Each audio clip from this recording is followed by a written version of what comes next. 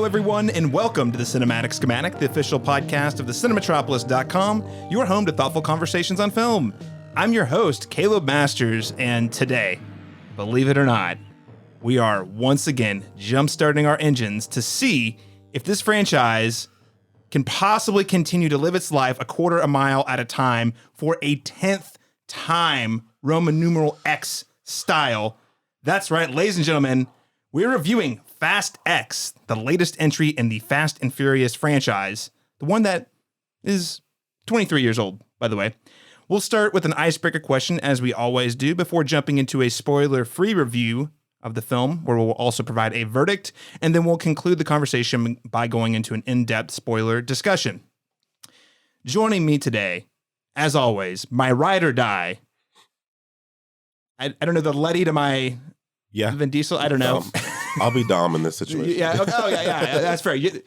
My Dom to my Letty, and on the drag strip, my co-host on the Cinematic Schematic, an award-winning Oklahoma filmmaker, Laron Chapman. Laron, welcome back to the show. Thanks for having me. It's because we're family. You know, you and I, we're family. You know, we're also Catholic. That's a lie. We're also recording this on a Sunday, so we have to say grace. It's an obligation. Rejoining us from our F9, the Fast Saga, because yes, I did triple check. That is still the title, F9, the Fast Saga, is from KJYO-FM, the Oklahoma Film Critics Circle, and the Critics' Choice Association, Jason Black. Jason, welcome back to the show. Thank you. By the way, have we confirmed that this is called Fast X and not Fast 10? I've never heard it actually spoken out loud. Okay, actually, it's funny you mentioned that. I probably should have checked. Louis Armstrong? No, the director. Guadagnino? No. Louis Leterrier, the one who directed the director. Yeah, this film. I went way to call one. In an interview, someone called it Fast X. IO9, Jermaine Lucier from IO9 called it Fast X in the interview, and he corrected him and said it's Fast 10. Oh. Okay. So there you go. All right. I know. It was a surprise to me, too. Then why use... What are numbers? Right. And just make the titling of this franchise even more confusing, right? Lastly, I am so excited to be rejoined by a great friend of the show, podcast host and producer. He's a principal and founder at Ader Communications, huge Disney fan, Marvel fan, Fast and Furious family fan. Oh, yeah. Chad Parizman. Chad, welcome back. Hey, guys. Thanks for having me back, man. Excited to dig into this with you all today. All right. Before we get started, guys, time to say grace. Oh, no. For the barbecue. I'm just joking. I can't. Before we get to today's review, everyone, I wanted to quickly note that if you're listening to the show and enjoy the conversation, please make sure to support us by subscribing and leaving us a rating and review on your preferred podcast app. That'll keep this podcast going another quarter mile at a time. I have a quick announcement I just want to share because we are in mid-May, and if you are one of our Oklahoma listeners, as I expect most of you probably are, we're back again this year with exclusive coverage of Oklahoma's biggest film festival, the Dead Center Film Festival. The 2023 Film Festival will return from June 8th through the 11th to inspire, promote, and celebrate creativity and community through film in Oklahoma City. So starting the week of June 5th, the Cinematic Schematic will be hosting conversations with filmmakers, staff members, and other writers from the Cinematropolis team covering the festival once again this year. Gosh, I think we've been covering the festival, since the birth of the Cinematropolis, but even before that, this will be like my 10th year, I think. So if you want to keep up with the festival, you can get your passes today at deadcenterfilm.org, and you can catch all of our coverage by heading to thecinematropolis.com. Now, I think it's time to move into our icebreaker question. Who is one actor that you'd like to see crash the Fast Saga Family Barbecue in the next entry of the franchise who has not yet appeared? And for the prompt, I just want to clarify. I want you to name a star, describe the type of character they play, and provide their motivation of some sort. Laron Chapman, you are one of the founding members of the Fast family here on the Cinematic Schematic, so I'll let you kick us off. I am going to go with Ryan Gosling as Driver in Drive. And his motivation, I had to look it up real quick because I forgot his name, but I realized that he doesn't have one. Yes, and I think his motivation is that, Dom cut him off at a red light at some point during one of these films, and they're actually merged in the same universe, and we just didn't know it. So, and I think that Ryan Gosling would ham it up in that sense. He would be a good addition to it, but it's also he's also very good behind the wheel. So I like it because he could be a nice antithesis to the rest of this franchise, where he plays it cool the whole time, whereas everyone else is going for over the top cartoons. I said ham it up. He's very subtle in that film, so I think actually he would be a good counter. But that's why it works, though. He hams it up by being subtle. Yeah. You know what I mean? Like it's like a punchline, like the deadpan guy, the straight man, and the franchise of insanity. Yeah. There wouldn't be strong motivation here, but it would still be cool to see. Some guy dented his car or something. Yeah, I mean, come on. Yeah. I like that. Drive is a great film. You should all check it out. Chad, here's the thing. Chad, I'm glad to have you to the show, and your answer here is going to be very important because how you answer on this podcast is going to determine whether or not you're at the next family barbecue. Uh-oh. What I mean, there's not a threat. I'm just saying, oftentimes in the film franchise, someone shows up as a bad guy, and then later it turns out that they're a member of the family. Absolutely. What are your picks? So it's interesting you decided to bring in Lamar that another movie and add it to the universe. I'm going to do the same thing. I'm actually going to we're going to finally meet Brian's dad.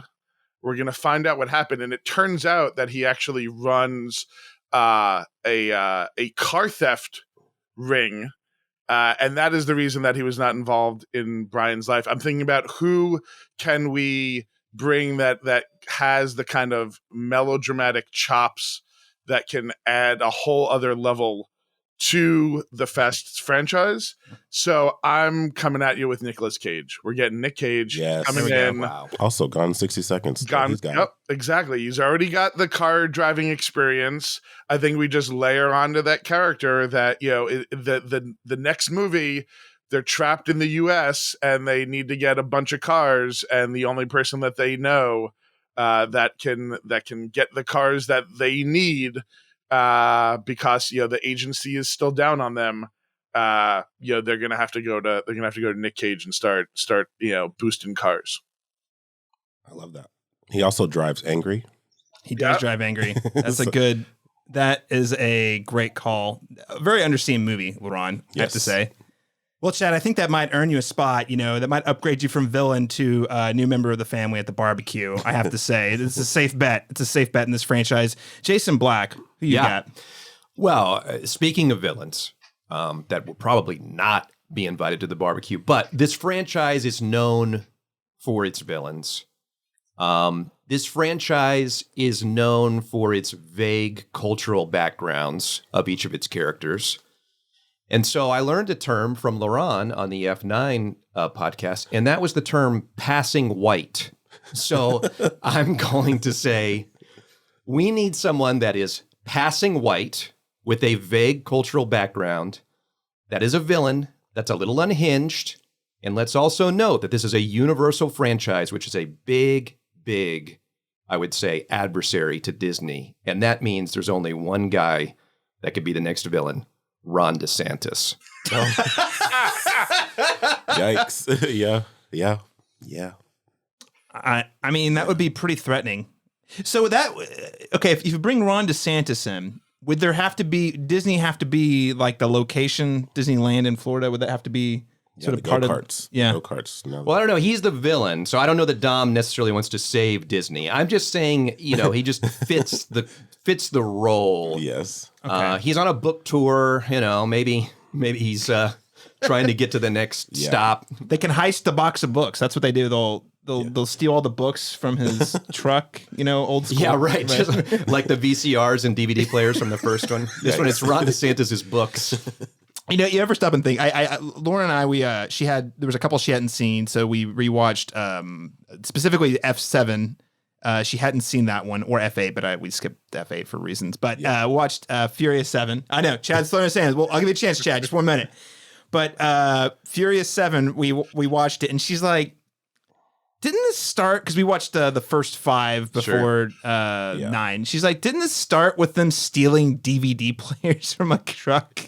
And now we're parachuting cars out of planes. Yes. Yeah. Yes. It's glorious. So you want to bring it back like to the origins by going back to just stealing Yes. books. Yeah. Stealing books.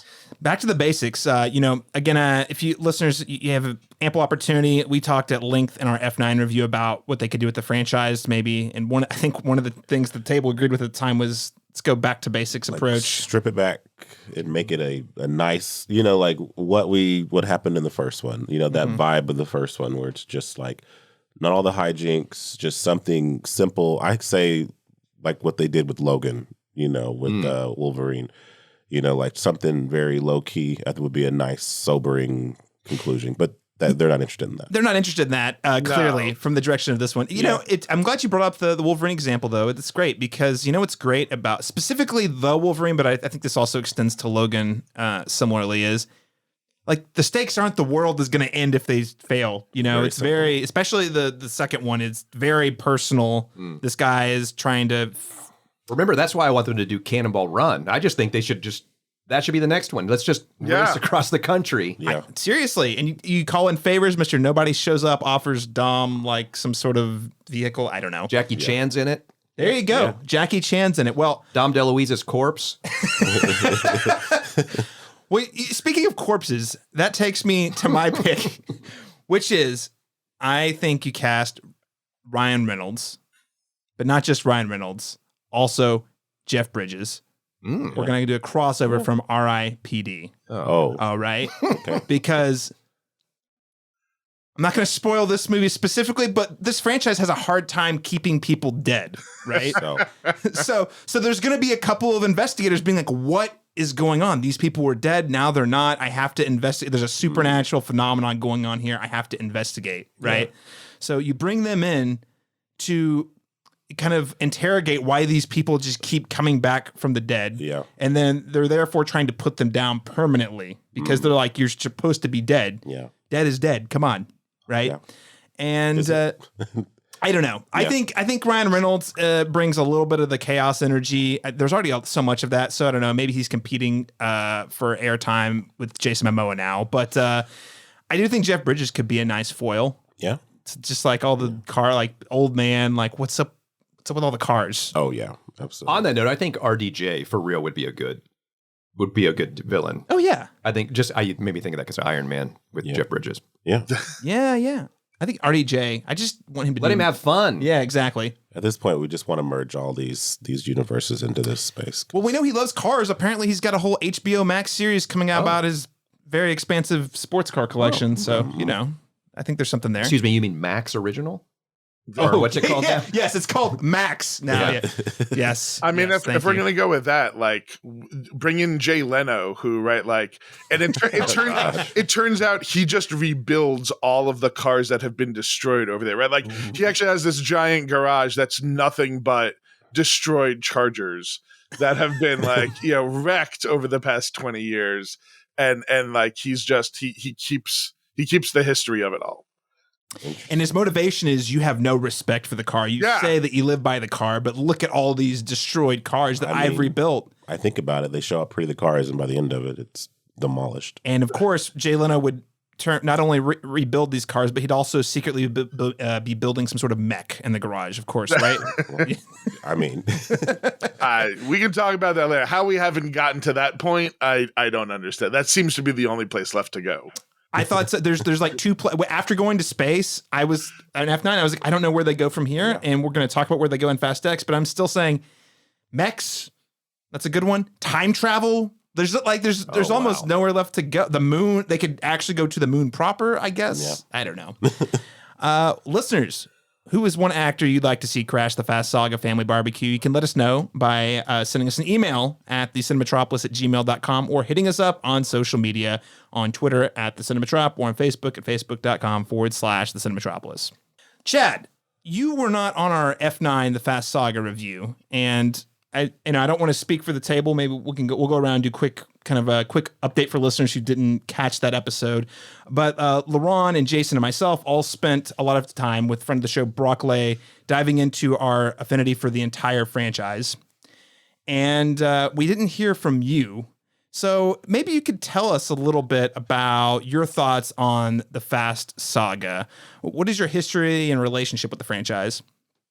Yeah, I have seen all of them in the theater since 5. So I have loved this franchise from the beginning. I think like a lot of folks, I found it on probably home video, home DVD, probably pre-streaming. I'm guessing that I probably had seen at least Too Fast, Too Furious, on a Sunday afternoon TNT like 100 times. The best place to watch it, really. Absolutely. And so, yeah, I've been on board with the franchise, maybe not from the very beginning, but for a while right now. We have a couple of friends that we always go to see these films, with them on opening weekend, have a discussion about it afterwards. It's always like, it's just something that we've been looking forward to.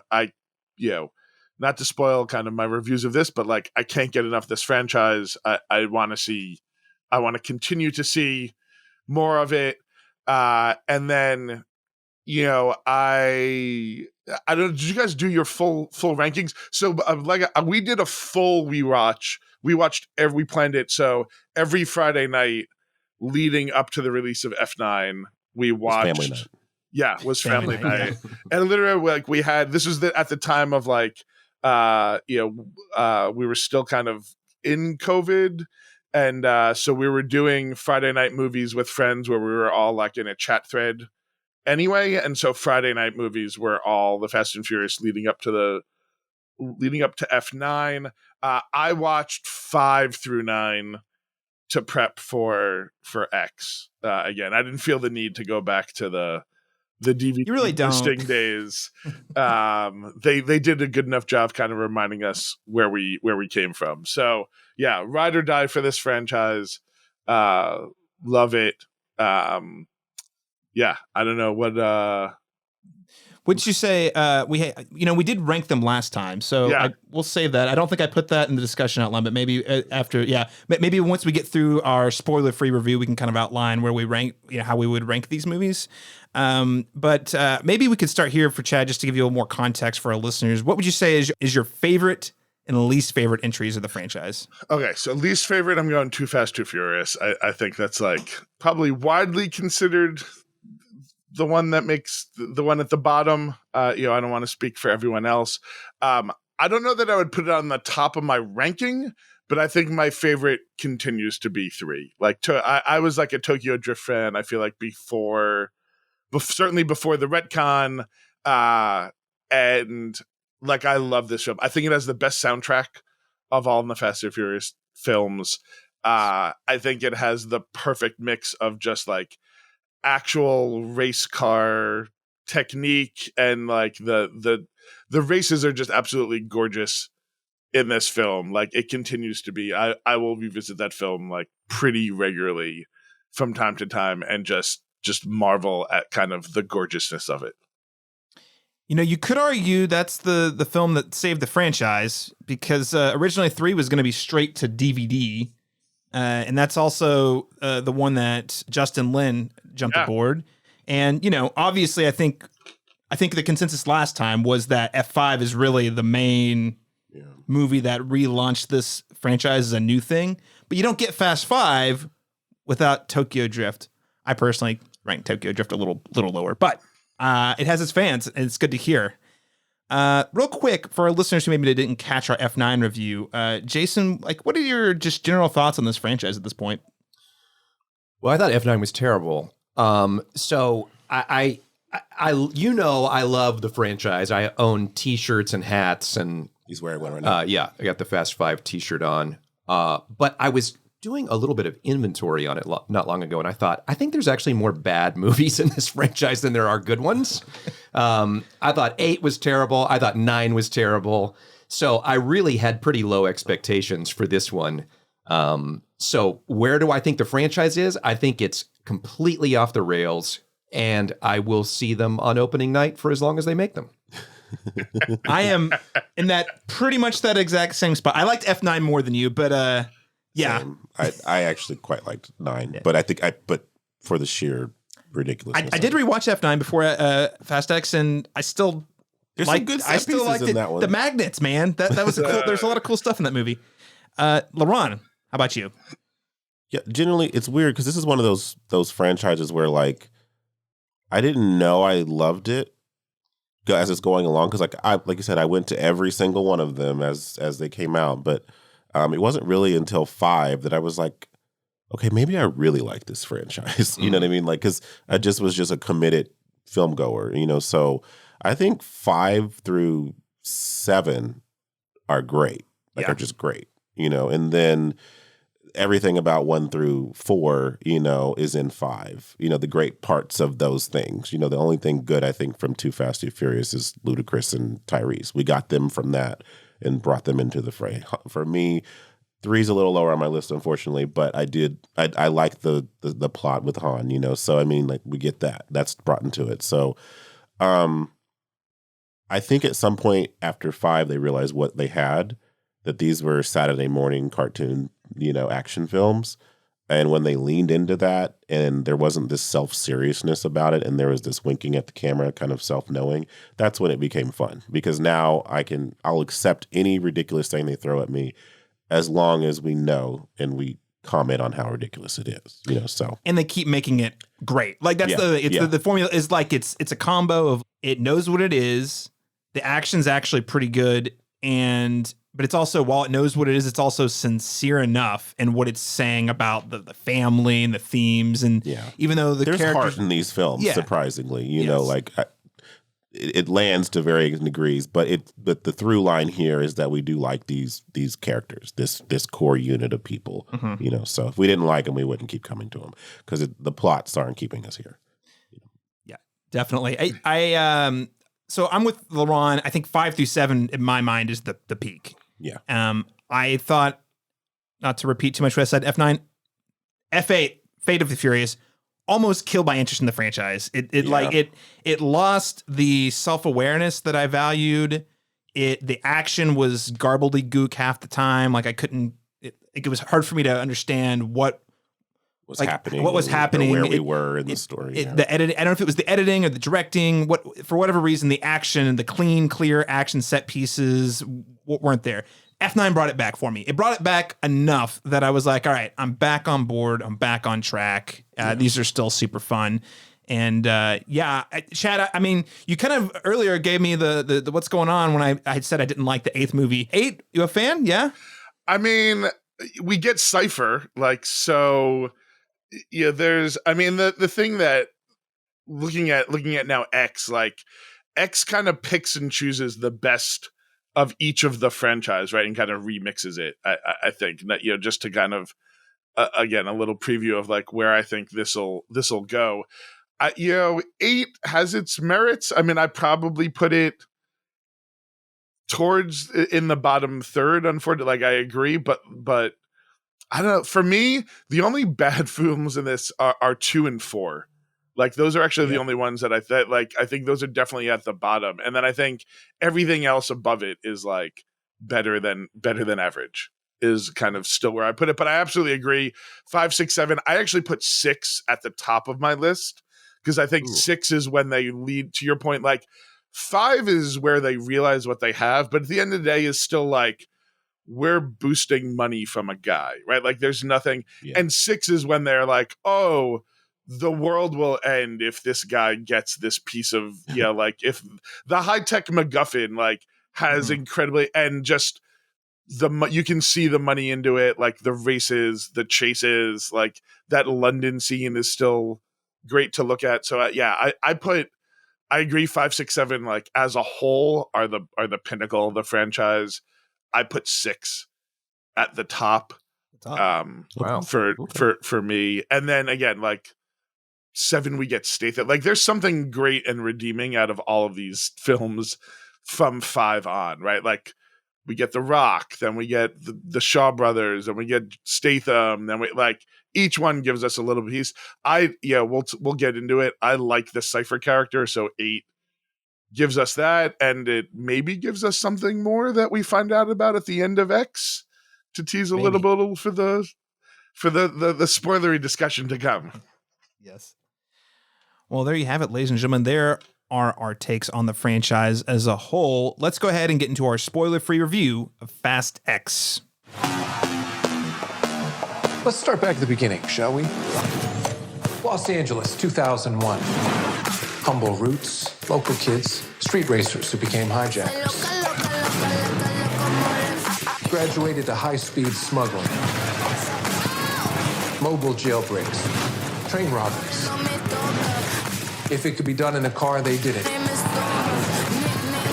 If it violates the laws of God and gravity, they did it twice. But the days where one man behind the wheel of a car can make a difference are over. It's time to prepare for what's coming. You might want to buckle up. So Fast X is described as Dom Toretto and his family are targeted by the vengeful son of the drug kingpin, Hernan Reyes. And I'm sure you guys all remembered Hernan Reyes, right? You guys, obvious flashback. You remembered when they said that's who... I didn't remember his name, but I absolutely knew who he was. Yeah. Yeah. Well, okay, a few just fun tidbits for listeners that might frame this conversation a little bit, and feel free to jump in on a couple of these because I think it's kind of meaty behind the scenes drama. As I noted earlier, this film franchise is 22 years old.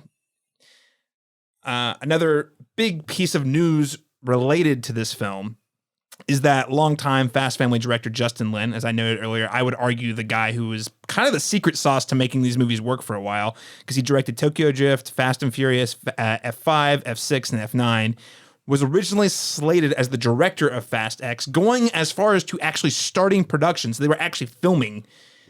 And according to Hollywood Reporter, mere days into production, he resigned from his position after a major disagreement with Vin Diesel, though Universal's official stance is that the disagreement was with the studio, not Vin Diesel. Lin does retain his credits as a writer and executive producer. Hey, hold on real quick. Laron. Yes. Vin Diesel, good looking or not? Yes. Okay. Yes. Sorry. Okay. All right. Better than The Rock? No. Okay. All right. Let's not get crazy. Paul Walker. Oh, he's top. Yeah. Top one. Yeah. Way better looking. Yeah. Also, Vin Diesel 1 through 5, way better looking than post. Same. Yeah. Yeah. Okay. Good. Good. Yeah. We're on the same page. Just making sure. And then, gosh, I'm going to butcher his last name. I'm sorry. It's French. It's Louis Leterrier. Leterrier. Thank you. He is known for directing The Transporter, The Incredible Hulk, Clash of the Titans, and the Now You See Me films. He was brought in as a replacement during production. So talk about a big job. Hey, you want to get onto this car while it's driving 95 miles per hour down the highway? Can you take the driver's wheel and get us to the destination? And you have to deal with Vin Diesel. Yeah, your backseat driver who's constantly kicking your chair. Vin Diesel's the gift and the curse of this franchise. Yeah. So we talked about this on our F9 review. Oh, I remember. Quite a bit.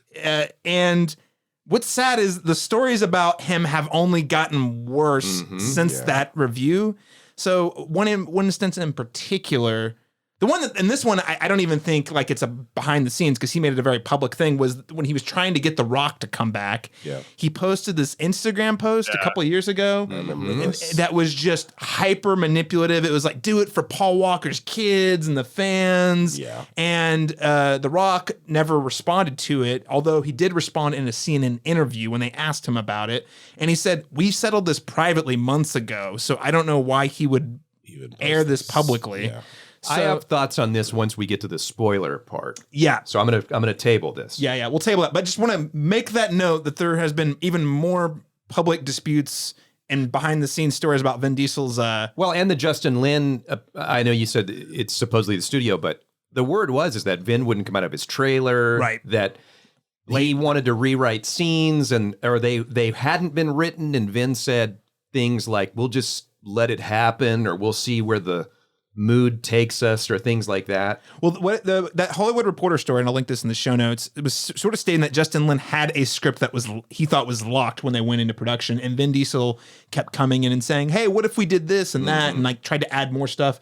And you have to remember, this is on an already pretty tight production timeline. This is only 2 years after the last film, so these movies are cranking out fast. Yeah, they were banging them out. They were coming out like once a year for a while, and it was like the Saw franchise for a while there. It was just like... Well, the one quote that multiple sources reported on was that Justin Lin said, this movie is not worth my mental health. So, anyway. Well, interesting. Yeah. Now, speaking of Vin Diesel, the last tidbit I just want to throw out there as a little bit of setting the table for this film is, and you may recall this from our F9 review where we talked about this as well. In a 2021 interview, Vin Diesel stated ahead of F9 that Fast X was the penultimate entry of the franchise. I remember we even made fun of him. He said F9 is the first entry in a trilogy that will conclude the saga. Okay, so 2021, F9. However, on the press tour for Fast X, Diesel has been more recently saying Fast X is actually the first of a trilogy. Oh my gosh. Expanding on previous statements that this was merely a two-part film.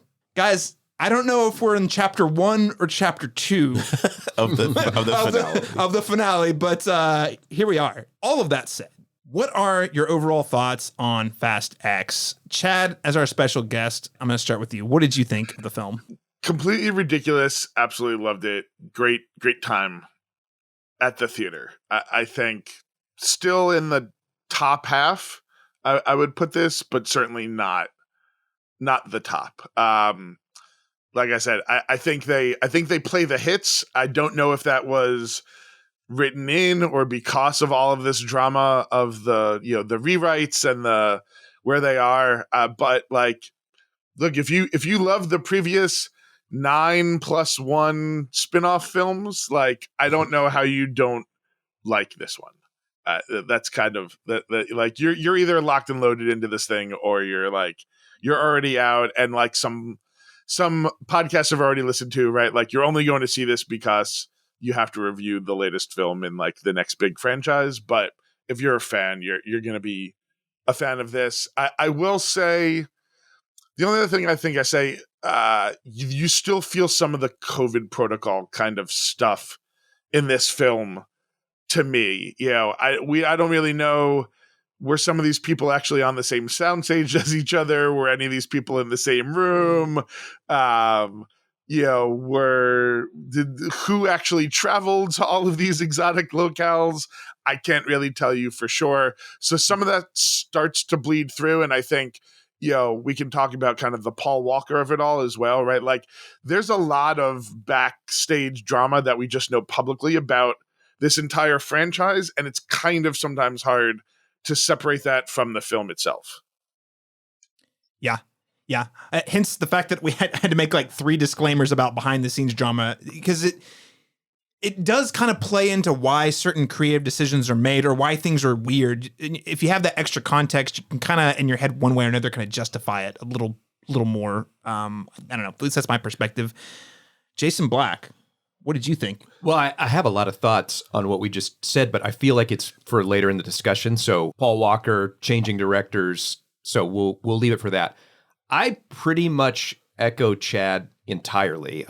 There were a few scenes that were laugh out loud, roll your eyes, ridiculous, most of them involving a child.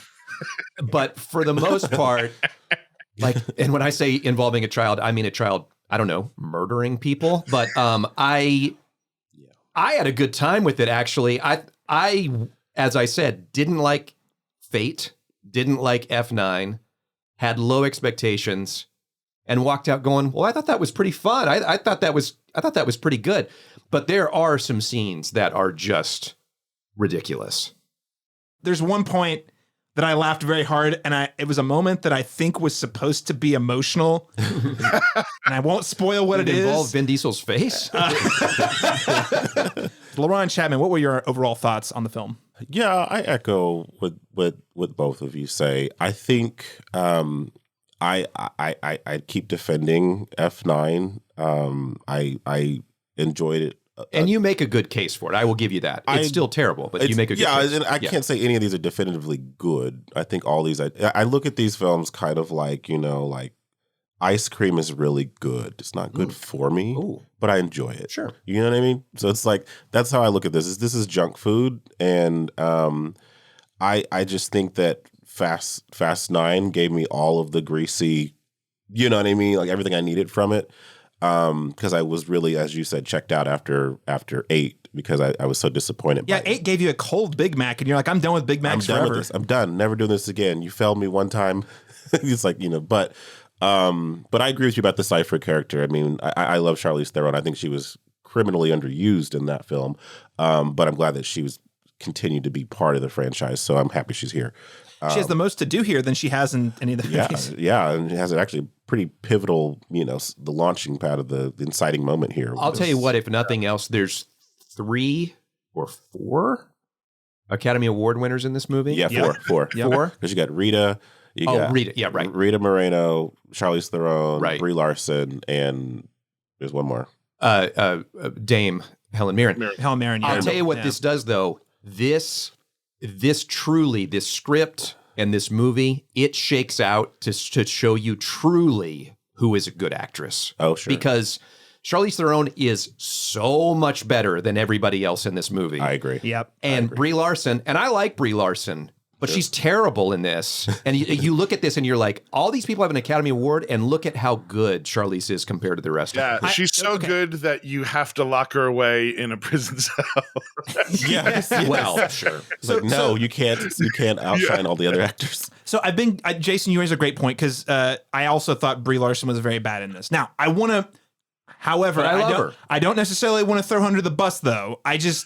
It's one of those where this is probably a unique assignment. And it's the script. It absolutely is. And she feels like she's just in a different movie. Sure. I don't like. It's not necessarily that it's maybe in a different context it wouldn't be bad, but it just feels like wildly out of sync with everyone else. I don't blame her. I blame the script. Sure. I'm just saying what it does is it gives a really good case for how good Charlize is. Who can take this material and give it some gravitas. No matter what, she's good. Right. And that's Charlize Theron. Yeah. But to sum it up, basically, I like this less than 9, but I like it more than 8, and I like it more than 2, and I like it more, and I like it more than 4. So it falls somewhere in the lower mid section for me. Still enjoyable, but not great. Yeah, hey, I think this is great. Unlike F9, where it was a very divided table, I think we're all kind of on the same page generally. I had fun with F9. I really liked it. I think I might have liked it a little better than this one, only because I really thought having just rewatched F9, I thought the use of magnets was a really innovative kind of gimmick that they used throughout the 9th movie. Even though that's not how magnets work. Oh, not no. Of course not. This is how gravity works, or logic, or sense. I think the magnets are the top of the heap for ridiculousness of the franchise. But there's nothing in this film that tops magnets as 100%. Yes. 100%. And also in 9, don't you get that first major set piece? Is it in Costa Rica or somewhere kind of tropical? I can't remember where on. That was a really good with the mines and stuff. I really enjoyed that sequence quite a bit. Oh, where they swing the car across the canyon. Yeah, Tarzan swing it across the canyon. Yeah, yes. Love that. And also, how could we forget that was cool? But also, even the fact that the Ludacris they drove a car across a collapsing bridge. Yes, we always get distracted by the swinging car, but also there was a wooden bridge that had collapsed that they somehow drove across. It was insane. Yeah. I think I liked the action set pieces more. I thought they were more creative and just more interesting in F9. Oh yeah. So I think that they top F10. Yeah. That said, Jason Mamoa, we're going to talk about a lot more here in a second, but he upped this movie almost an entire letter grade for me. Absolutely. Because this movie I actually think could have been pretty mediocre. Frankly, it could have felt like we were going through the motions, but he just brings in the chemistry. Talk about actors who understand the assignment. Yeah. He's I've got thoughts. Oh yeah. he shows up and delivers 125% Joker antics. Yeah. And whereas I feel like most of the bad guys that we've seen, while cartoonish and whatnot and silly, they all feel like kind of like James Bond type villains. Yeah, kind of stoic and Right. and there's like a government agency. This dude is straight up a comic book movie villain. He's flamboyant. Right. All get out, yeah. And that really brought it up a letter grade for me. So whereas I think the action is a little weaker, the villainy and the silliness of some of the story beats, I really admire and had a lot of fun with, even if, again, in other hands, less competent hands or with less competent performers could have been just really bad material. Because again, the script is not great in my opinion. Also, because it's kind of a spoiler, but I think we should be honest about this.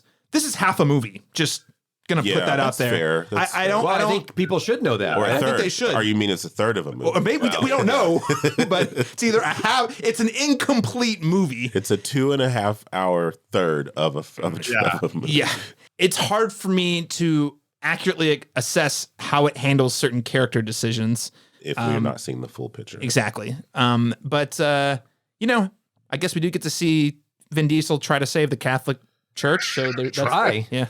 He saved Catholicism. Yeah. What do you mean? What do you mean? Okay, let's actually talk about and more in depth. So overall, I think we're all pretty positive, middle of the pack. Not the best, not the worst. Fun time. Yeah. A little above neutral is how I describe it. Yeah. Yeah. I think that's solid. Let's talk about Jason Mamoa, though. I mean, Jason, you've got thoughts. Tell me. I do. First thought is talk first. Laron. Absolutely, yes. Okay. Okay. I do not know the origin of this bit, but I love it. It started today. It started literally Yeah. before this episode. Okay. So I think your question about did changing the directors, what did that mean to the movie?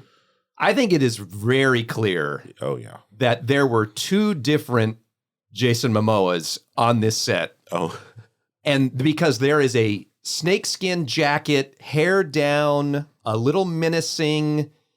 We're in spoiler territory now? No. Oh, okay. There are times where Dante, Momoa's character, is, like I said, a little menacing, wearing a certain outfit. And then there's a time where he's got painted nails, hair in a bun, silk clothing, and he is not a completely different character, but I think it's pretty obvious to me the two different director influences on this character. In fact, I almost wonder if they said, hey, he just gave us something in one of those scenes that I think we need to lean into, and let's go back and do reshoots and really lean into it, because there is an inconsistency in this character to me. Now, that being said, I think it's almost amazing because it is really entertaining. I wasn't sure if I was allowed to enjoy it. I mean, just putting it out there. sure. But I thought that it made the movie way more fun, but not as he didn't quite get there for me. But I really liked that he went for it. Okay. Yeah. Okay. So, how would you compare him to past fast villains? Do you like him more, like him less? Yeah, I'm into it. All the villains become friends, so it's hard. It really is hard. The movie itself references in a really great. Hey, way better than Jacob. By the way, speaking of people that just completely changed characters. 180, because our Yeah. biggest complaint around the table on F9, if you go back and listen, was all of us were like, he can't do anything remotely dramatic. No. And they lean 100% into the comedy with him. They in this heard movie. our podcast. Yes. Yeah. Right. Oh, that's for sure. Yeah. LeBron, how about you? I ate this up. I thought I agree with you. It went up a letter grade for me just on Jason. I think anytime he's on camera, I was having a good time. Because again, like you said, he understood the assignment. I felt like some of the interplay that I normally enjoy between the characters, I felt like Ludacris and Tyrese in this one were really weak this time around. Like their dialogue was just flat and the comedy didn't land this time. And I normally love their interplay. A lot of dead air in between the set pieces for me in this one. But Jason Mamoa kind of filled that void for me, so I thought that he was, like you said, really leaning into it. I agree with you. The opening scene that we see him in, very straight-laced, like very And on the sophisticated. bridge, I think there's Yeah. maybe not on the bridge. There's another scene though where it's like, okay, this is early shoot Yeah. Momoa. Yeah. It is slightly inconsistent, but generally speaking, there's this again, this flamboyance to him, like the scene where we're getting into a little bit in spoilers, but not too much. Like when he's painting the nails of the two, whatever, and having a conversation with, I was like, okay, we're going Bad Boys 2 with this, just with the level of debauchery. And but I appreciated that because it made him stand out. It made him interesting. We'll get into it later about his motivations and whether it warranted this. But I enjoy. I mean, you can do all of this, and like if you can accomplish all of this, you can't kill Dom Toretto. I mean, he's literally right in front of you, but let's race before we do it. And his vague cultural background, which they do explain. They do kind of explain. Yeah. Hey, listen, Laron, you totally missed the point. He doesn't want to just kill Dom Toretto. Wants him to suffer. Yeah. I get it. Because that's what his dad told him to do. Clearly, him and his dad had a very healthy relationship. Right. Clearly. Right. I loved him so much that I have to do all of this to you for doing this to me, even though you really did me a favor.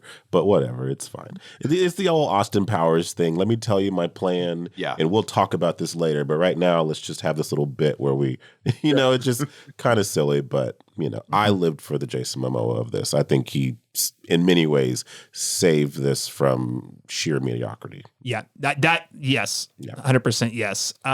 Chad. Jason Mamoa, what are your thoughts? Yeah, I mean, instantly top of the mountain for the franchise villains. To your point, even if you take the ones that have now become family, but were villains at the time, like I would have put Statham at the top before this, and I think Momoa is like a whole other different level above that. So no doubt, they needed a villain to kind of stick around. If we are getting one or two or however many more movies, like he's the perfect one to do it. To your point, a lot of people have compared him to the Joker. There's a lot of stuff that doesn't make sense, but other than the explanation of like, oh, he's just a psychopath and he's a little uncaged and therefore like we can give him a bunch of exposition of why is he rattling this off to nobody in particular? Oh, it's because he's crazy. So like he accomplishes a lot with that, but absolutely like the number one thing that we talked about walking out of this film is how good he is. And like, I can't wait to see the next one because of him.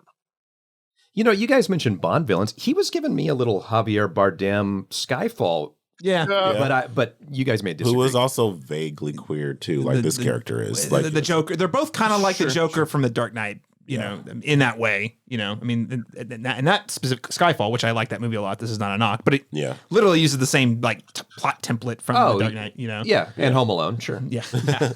Oh, this thing that I didn't see, I didn't think would happen. I actually already planned for it, and you fell right into my trap of even more ridiculous things that somehow I was able to figure out would actually happen. Oh yeah, there's at least like 4 layers of his plan that you're like, wait, you knew that was gonna happen, and you knew that was gonna happen. It's but that's part of the charm for me. Yes. At this point, and Laron, you said this in the F9 review, and I'm kind of with you in this. The more ridiculous it gets, the more the movie just has to own it and run with it. Yeah. And they are. So I'm there. I'm like, yeah, of course he's got like 8 levels of his master plan that we hadn't considered. Right. That no one could possibly think that level. But hey, it's super fun and I like it. I got you right where I needed you. It's like all these things that went terribly wrong, but this is where I wanted. So you mean you be. weren't trying to kill me there or there or there? That was you. It was all to get me to the bridge. To the bridge. Yeah. So really quickly, we've already hit on this, and I want to get us to spoilers pretty quickly. But just outside of Jason Momoa, there are a few other notable character introductions, including Brie Larson as Tess, Mr. Nobody's daughter. Sounds like we're not big fans of. Rita Moreno as Toretto's grandmother. And then Alan Ritchson as Ames, Mr. Nobody's successor. How well did you guys think this film utilized these other characters? Because I'm going to say, after all the hype on that Vin drummed up about Rita Moreno, they could have used her more for sure. Exactly. Yeah. It still doesn't explain. I needed Laron, help me. I needed 3. Oh, well. It still doesn't explain the cultural background of Jacob. Of Jacob. Yes. Nope. Maybe Dom and maybe Mia, but not Jacob. Yeah. John Cena. I prefer Channing Tatum. Oh, well, then. And I feel like they're the same person. Laron, what did you think of just the use of these other characters? Well, I didn't love Brie Larson's like approach to the character because I think, again, as we kind of mentioned, the way it's written, I at least like that they gave her character something to do, and she's utilized, and like she does have some stakes in this story. You know, there's aspects of it, so I appreciated kind of the shuffling between the different locations with her in different outfits, and they always start with her feet and go up to her face when she walks in with a brand new shoe. But so there's obviously some level of camp with that character. I just don't think she understood that, and I think she's a very dramatic actress, and she's really good at the drama. She's not so good at the camp, and so she's playing it serious, and I don't know if that landed for me as well. I think that Rita Moreno, if they could have given her one more scene, maybe, you know, like I feel like everything needs to be in threes. A cameo needs three tiny or you need one great monologue, or you need three small pieces that make an arc. She doesn't have an arc in this. She just gives a speech at Grace that's kind of, you know, ham-fisted and obvious, that I just felt like she was underutilized. Ames, I mean, yeah, he was fine, I guess. When we get into spoilers, I have another Rita Moreno thought, but I'll keep it there. Well, all I'll say about Rita Moreno is I think she's underutilized, and I feel like her inclusion here is just to set up that they're going to use her in another film as a hostage or something. You know what I mean? Perhaps, like, I could be wrong, but it just is like, why introduce this character at this point in time? Just to say grace. Just to say grace, right? And again, if this actually is the first chapter in a two-part conclusion or a trilogy conclusion, whatever, yeah. That has to be the reason she's here. It just it doesn't really feel like it adds to this specific movie, I have to say. I agree. I mean, Chad, yeah, if we're gonna, right, we're gonna think of this as the Infinity War of the Fast franchise, right? Like, my takeaway is Vin Diesel saw the end of Endgame and said, like, I need more people than that in whatever our final climactic battle is going to be. So we just got to keep adding more people onto the field here of, like, you know, what's it going to take to win, you know, the final battle. Yeah, Rita Moreno, lovely, agreed. Don't know what she's doing. Brie Larson, I always give it to her. Like, she picked a direction and stayed with it.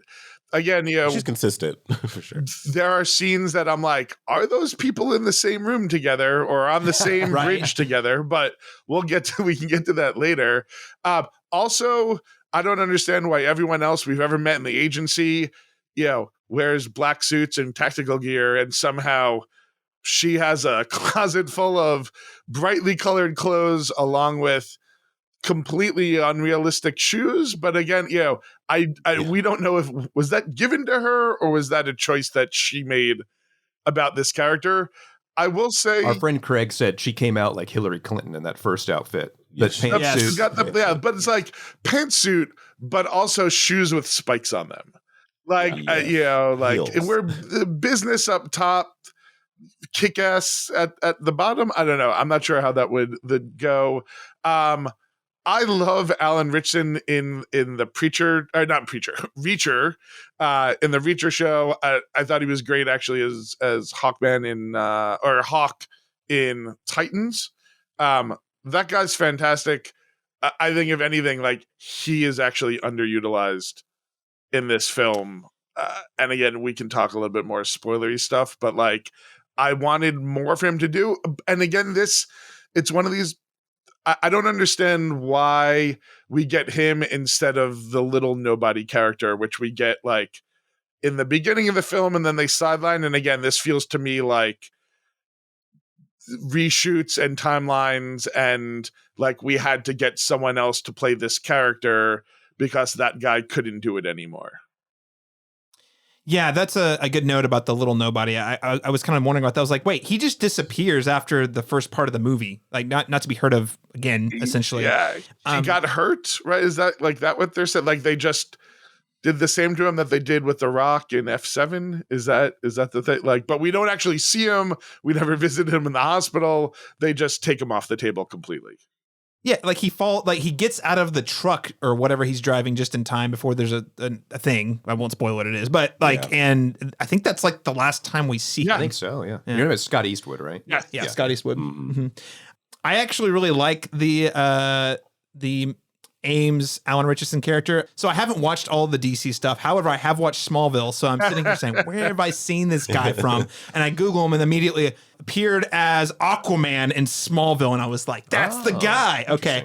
Now, here's the thing. Reason, and Chad, I'm glad you have seen him on these other projects because I think he's uniquely suited to play a character like this. I honestly like. I'm with you. I actually wish they give him more to do because I think he's a guy who could go full ham and it could be more fun because these are the kinds of projects he's worked on in the past. I mean, the guy's also just like jacked, and we don't get him. Like, what's the point of adding another big jack guy if like we don't get him in any fight scene? Like, we get him in one like half a scene of actual fighting. Yeah. Kinda. You know, like I don't know. I get like this is another one of those like I'm really hoping that they can course correct and we get something bigger with him in the second and or third parts of this. Yep, for sure. Okay, just really quick question and then we'll get to letter grades. Given all the behind the scenes drama, especially the late notice director swap, I fully expected this movie to be a disaster. Yeah. Every time we saw a trailer, I'd turn to whoever I was with and I was like, man, I want to be excited because I really like the last one, but no Justin Lin. And they didn't push the release date.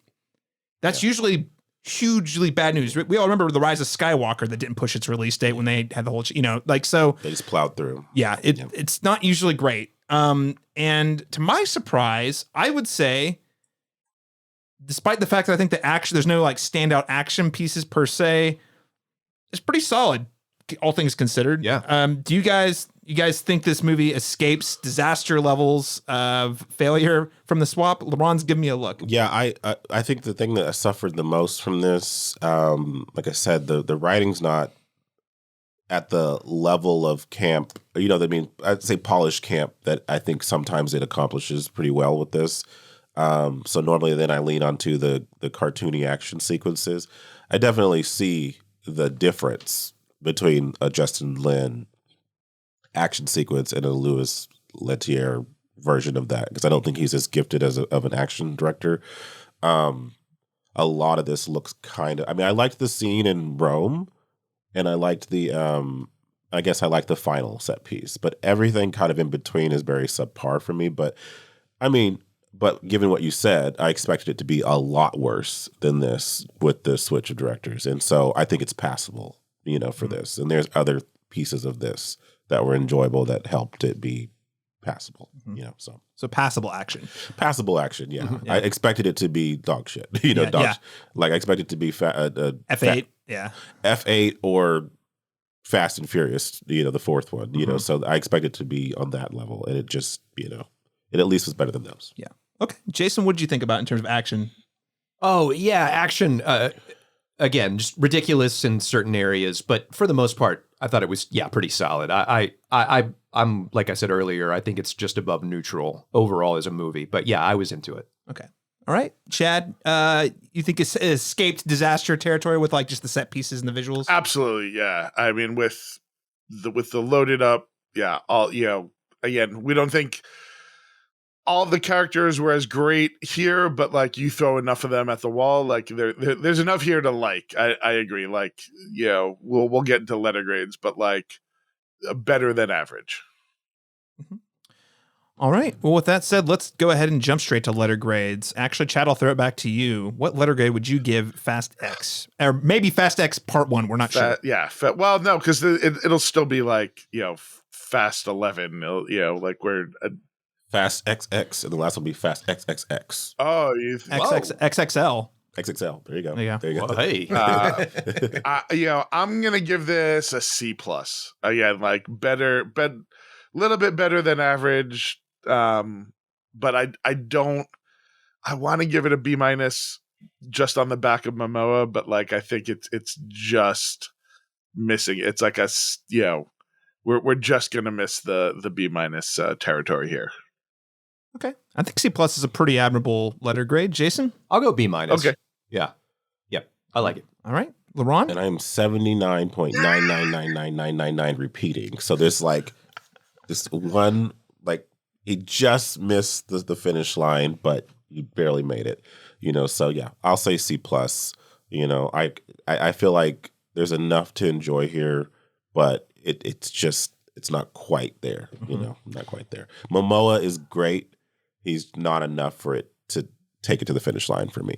Yeah, I'm also going to go with the C+, noting, and I stand by this, full letter grade. Like if Momoa was just a ham sandwich villain, this movie would have been a D, maybe D+, because just, he really elevates the scene to scene. Yeah. And I laughed so hard at most everything he did. Yeah. And so noting that this is kind of a D movie that's brought up a full letter grade, maybe even one actor, one actor. Just want to clarify that. But yeah, I'd also go with the C+. Not quite great, but good enough. I would watch it again because of Momoa. Yeah. That's how I look at it. Where some of the ones in this franchise that I don't like at all, I won't even revisit. I still skip F8. I would not watch F8, but I would watch this again just to see Momoa.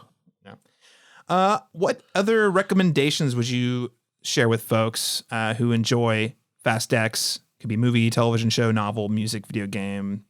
Jason Black, I'll start with you. Gosh, I had a hard time with this one. All I could think of was a Korn album. I mean, it's on brand. I'm surprised we haven't gotten more Korn in the Fast and Furious franchise. Chad, how about you? I think last time I gave a book, so I'm gonna stick with that. I'm gonna give the Dresden Files book series because I'm a lover of urban fantasy books, and it's another book series that focuses on one character, but as the books progress, more and more people become part of the extended chosen family that he works with. And I that is the thing to me that is kind of one of the defining characters of the Fast series is how we, people that were enemies are now friends, and we continue to have this chosen family, and we rescue people, and for whatever reason they don't think we're completely crazy, and they choose to stick around and help us on the next hijinks. And this book series has a lot of similar traits to that.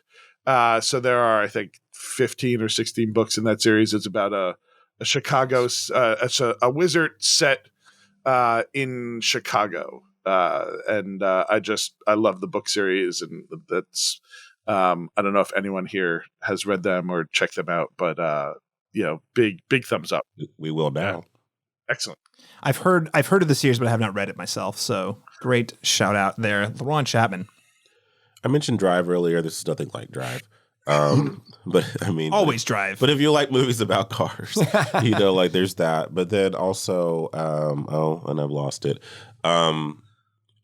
Death Proof. That I think is what I would like the Fast and Furious to return to, is that level of just two people in a car.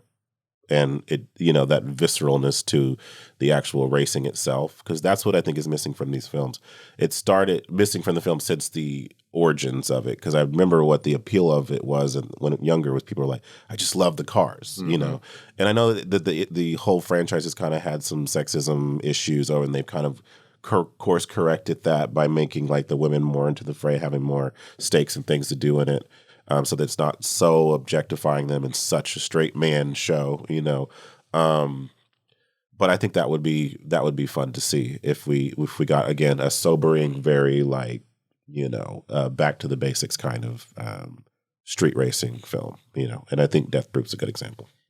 You and I were sharing a brain on this because I was going to go back to the classic Gone in 60 Seconds. Sure. I think it's a great movie that has aged. I mean, certain things about it have not aged very well, but just the premise and the simplicity, the Nick Cage of it all, the chemistry between Nick Cage and Angelina Jolie, it's a really Giovanni Ribisi is the bad guy. There's a lot in that movie that still works all these years later, and it's a super fun one where I think I've turned it on a couple times just as background, and I end up actually watching it, and I'm like, oh hey, this is still pretty good. I'm also going to throw this one out. This one's not really a recommendation. I don't know if it's going to be good, but I usually throw out the guy who throws out the video game recommendations. I'm not going to recommend a video game, but there is an upcoming video game adaptation for a series called Twisted Metal, which is about people who put guns on cars and drive them around and blow each other up. Awesome. So it's basically the Fast and the Furious franchise. What we're watching. Like you see John Cena's car in this movie. That's pretty much what everyone's car is going to be like. Yeah. I'm not even joking. So it's going to star Anthony Mackie. He's really the big one. Samoa Joe from wrestling. The wrestler is going to be in here. Will Arnett, I guess, is voicing Sweet Tooth, which is kind of the main bad guy. Anyway, it's going to be a ridiculous series. I don't know if it's going to be good. It's going to be on Peacock. I'm going to check it out. But I feel like there's a pretty strong overlap between people who like Fast and Furious who probably like those video games. So just going to throw that out there. Oh, yeah. The series, jury's still out, but at least check it out. First episode on Peacock. Thanks for that Peacock promo dollars I got there, right? All right, let's move on to spoilers. So if you don't want to be spoiled on Fast X, go ahead and tune out now. So let me get this straight. There's only one road that leads in or out. Sheer drops on every side. A motorcade from hell protected by a small army from 1 mile in either direction? Yeah, that's about it. You done? No, I'm not done. So you all wanted me to break into a police station. Fine. Then you asked me to stop a tank. I wasn't happy about it, but I did it. Then you came up with this brilliant idea to shoot down one of the largest airplanes ever. I shot that shit out the sky. It's nothing. But this right here, my friend, happens to be the stupidest idea I've ever heard of in my life. So this movie ends in the middle of a climactic sequence, not unlike the films The Matrix Reloaded, 2021's Dune, or Harry Potter and the Deathly Hallows Part 1. Does this film break at a good point in the story? No. I feel it's weird because like they say like, oh yeah, there's 2 more. I don't know how there's 2 more movies in this, but it really does feel like we have about 15 more minutes of a movie left. Yes. Yeah, that's probably true. Like this is a 2.5 hour movie thereabouts. And so we're at the climactic moment. All we need is Vin Diesel to somehow get out of this situation with the exploding dams, and kill Jason Mamoa, or something, in the process and this movie's over, but somehow we have more to do here. And I guess with the bookend, and we'll get to it, with Charlize Theron and Michelle Rodriguez, in Antarctica. That's the only aspect of this where we're like, okay, there's something else has to happen here, because they're all separated. This stuff sounds so stupid when you say it out loud. No, absolutely. They're in Antarctica. Also, let's note this movie ends until we see the next issue. We're sure that Ludacris and Tyrese are dead. So that's true. We never revealed they crashed. But and John Cena not dead. Yeah. Oh yeah, is John Cena dead? I actually think John Cena is probably dead. So I alluded to this early. John Cena, his death sequence was the one where I laughed out loud audibly because it just happens out of nowhere. He just decides I gotta sacrifice myself. And he says it's time to get out of your shadow, Dom. And then he kills himself. And I was like, I laughed. I don't think so that hard. moment is earned in any way, shape, or form. It's not. And if that was that's why I don't think he's dead. The whole character's not earned. No. Yeah, I was like, I know. Here's Laron. I have a theory, and it's going to tie into. Yeah, we can just jump into it, but I think he's dead. Because I think they got feedback on the character from the last movie. They lean into John Cena's comedy in this movie, which is the thing we were all like, yeah, he can't do the drama bits, especially knowing that when we reviewed F9, we had not yet seen The Suicide Squad, where he was actually extremely well deployed as comedic relief. Oh, yeah. So much so he got a very successful spinoff show. So I think they tried to lean into the comedy to get through it, but I think he's dead because this actually is dovetailing off of a hypothesis you put out there. Hit me with it. You said, I think Vin Diesel casted John Cena in F9 to piss off The Rock. And as we see in the post-credit stinger for this movie, The Rock is coming back. Do you think The Rock would honestly want to share the screen with John Cena? And I would argue that one of the stipulations for him coming back is that John Cena is not in the movie. Yeah. That's my theory as a follow-up to your theory. God, I hate that the drama of the real life has to merge with the plots of these movies. But it's funny also. It's also kind of fascinating. It's like most times you don't have to factor in back, behind the scenes drama into certain narrative pieces in this. But in this, it's all intertwined somehow. So Yeah, I can see it. So I mean, yeah, if we're gonna go like crackpot hypothesis corner, so we a good friend of mine who also watched all 15 seasons of Supernatural with me. Nice. If you watch that show, you're familiar with Sam's amulet. She actually believes that the source of Dom's power of like being able to do everything is his cross, is his necklace, and the fact that Jacob dies wearing that necklace, that means he can't die, because like the explanation of plot armor is literally like, like their faith protects them, and that's what enables them to do it. So he's not dead. But I agree, the backstage intrigue, pretty compelling theory that like he's the one character that does stay dead in order to bring back The Rock.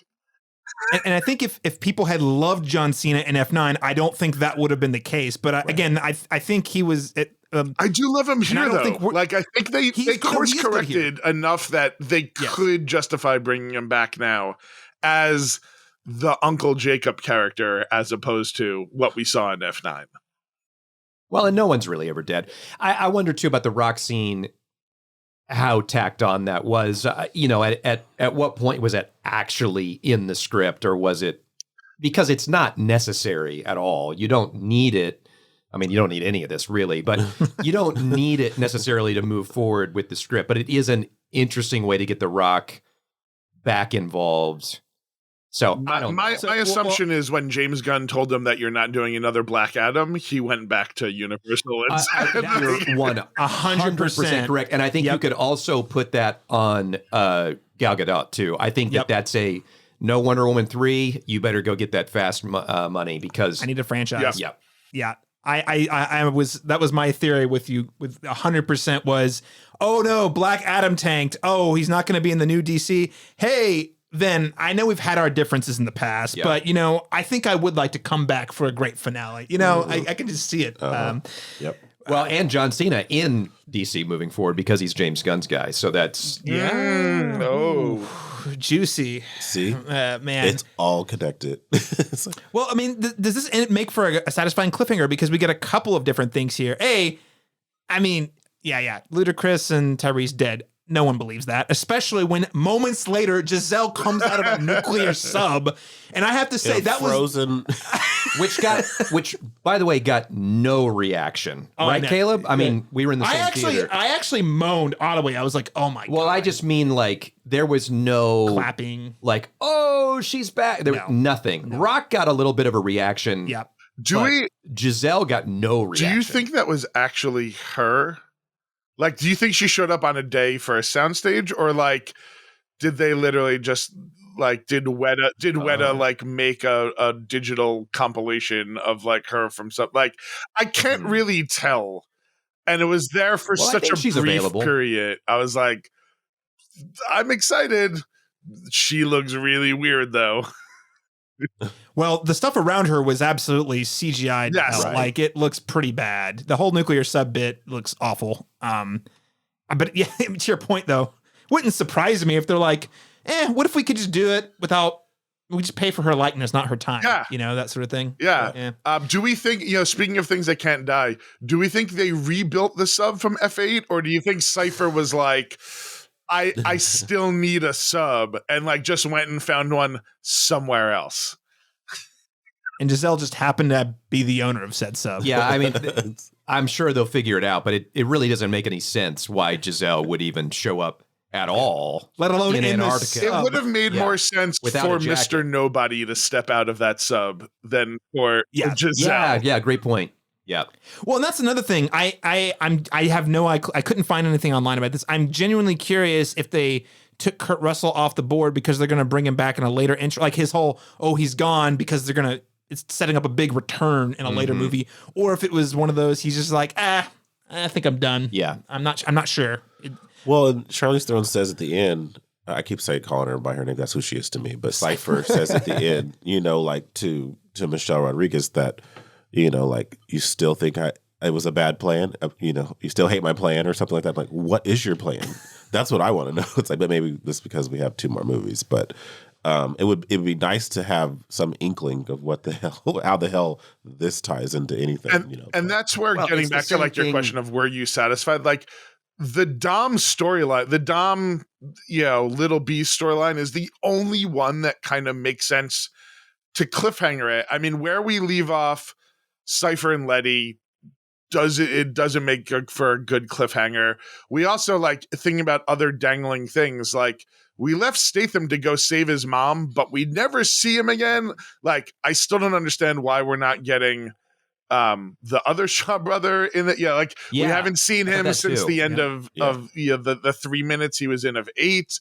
Like if we're gonna get another movie, that's the one.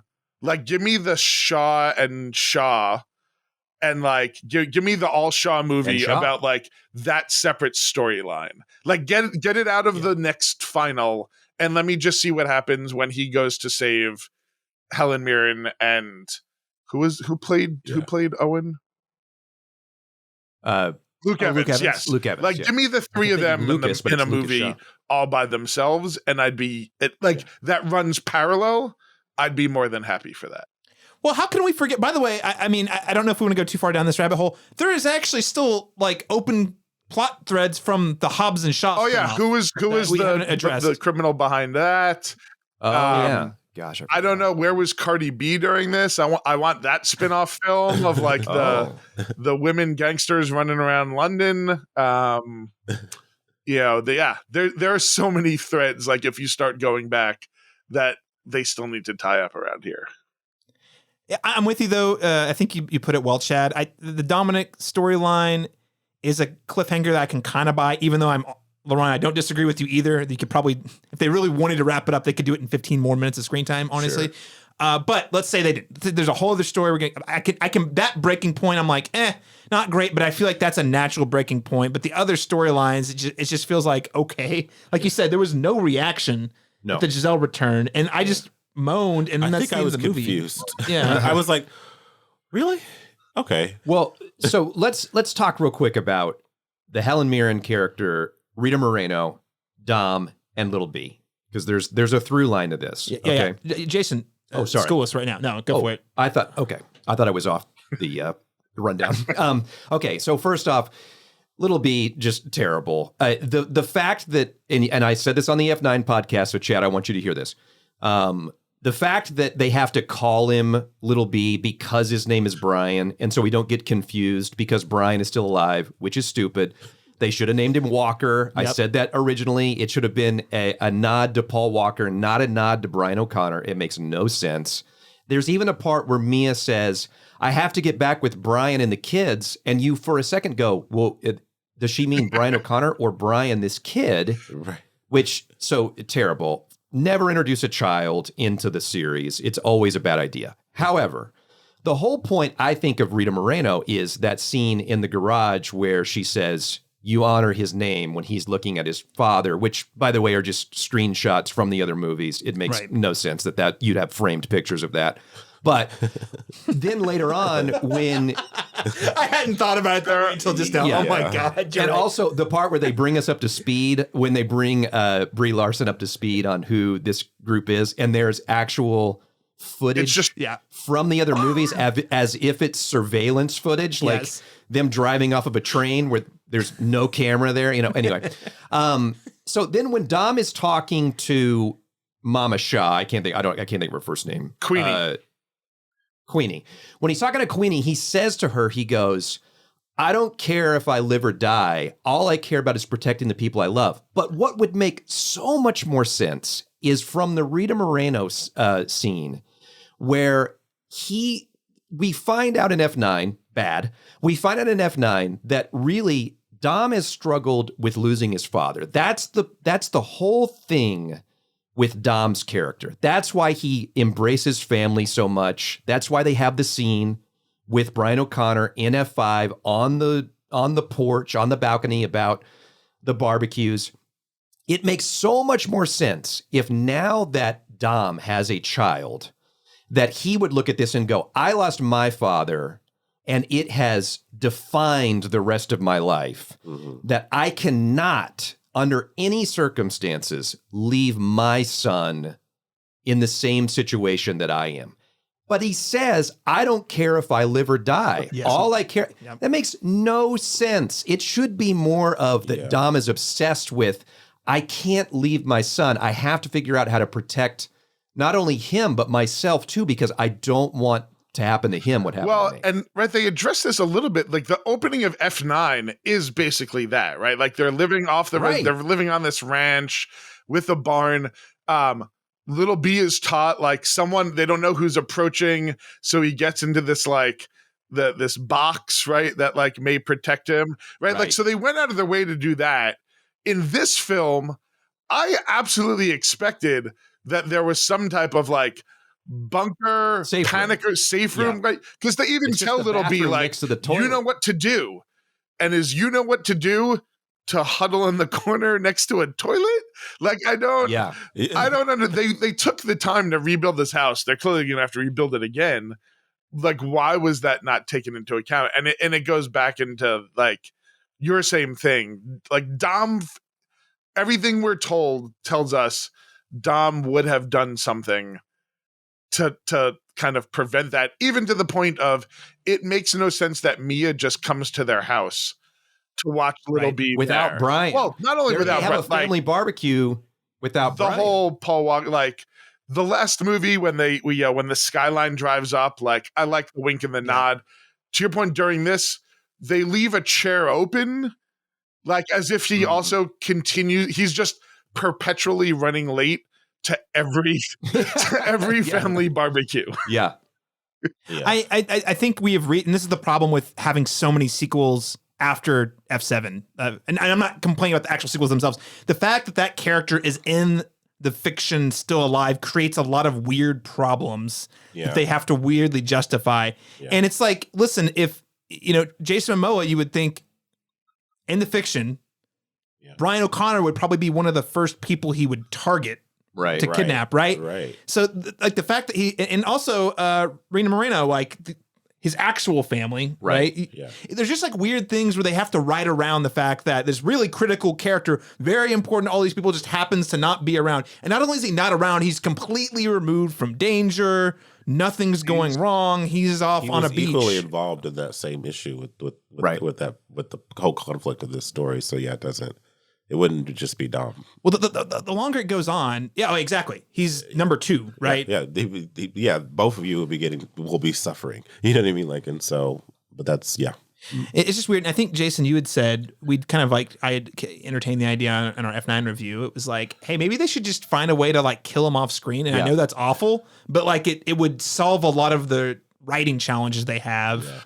But then is it disrespectful if you kill an iconic character to this franchise off screen? Or look, I'm not trying to take work away from anyone. Stop bringing back Jordana Brewster. Jordana Brewster. Yes. That's the other solve. And it's harsh, but because I like her. But she doesn't. She continues to not do a lot in any of the 8, 9, and 10. She Chad. Doesn't really do a lot.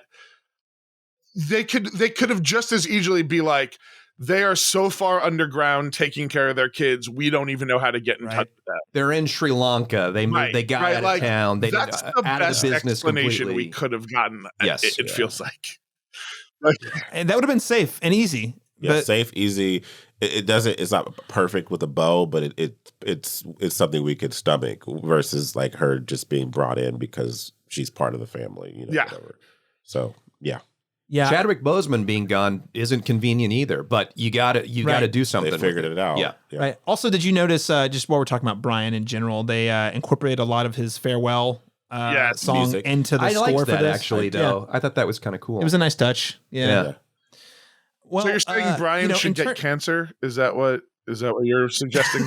Oh gosh, it's a death. Yeah, terminal illness. I mean, okay, no, I honestly think you guys put it right. Just they're out. They're done. Yeah, they're done. Like they are off in a safe house. They're off, and they even that was how they pitched it to us. Yes. And the Fate of the Furious.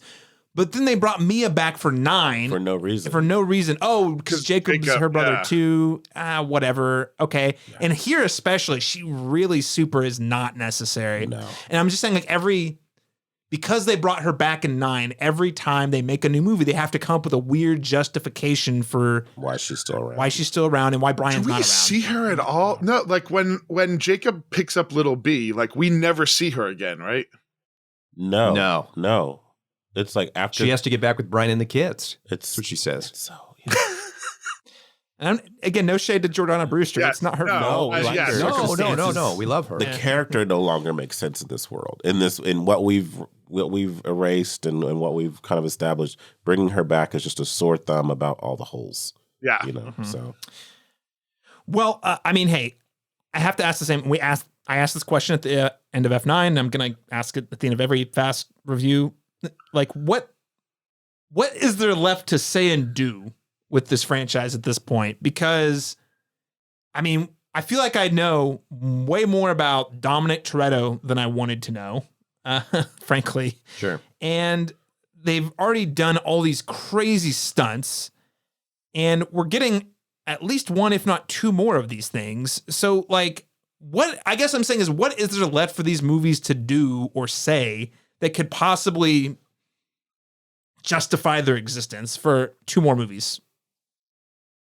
I would nothing, but I would say I don't. But that's the thing, though, is that this franchise to me was never about the origin story. It's about the missions and the cars. Right. That's what it is. Yeah. Laron said it already, but that's where, if there's any more meat on the bone, sure, it's fine to have a big bad, but in the first movie, there's really no bad guy.